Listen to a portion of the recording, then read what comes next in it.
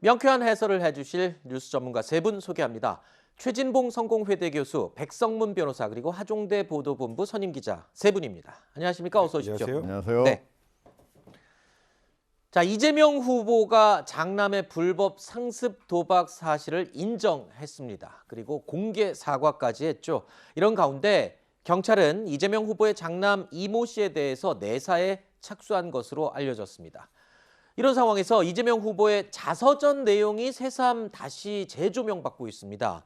이재명 후보가 SNS에 연재를 하고 있는 자서전 내용 가운데 한 부분인데요.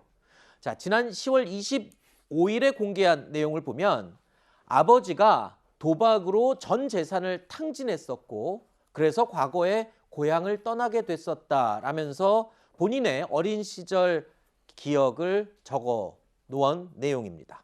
자, 이재명 후보의 웹 자서전.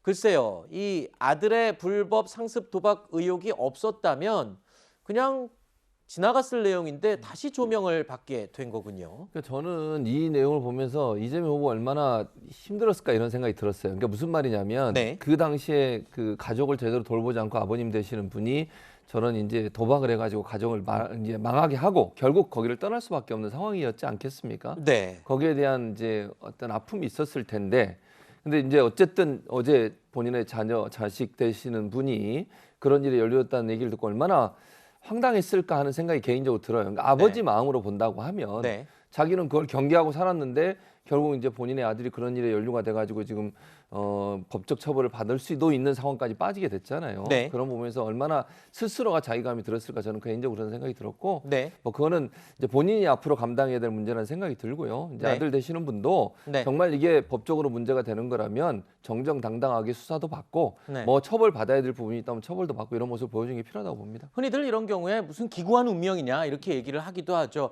아버지가 도박 때문에 어린 시절 굉장히 본인이 힘들었었는데 그런 과거를 공개를 해놨는데 마침 또 아들이 또 똑같이 도박으로 본인이 속상한 이 상황이 생긴 이 상황에 대해서 참 기구한 상황이다 이렇게 또 표현할 수도 있을 것 같은데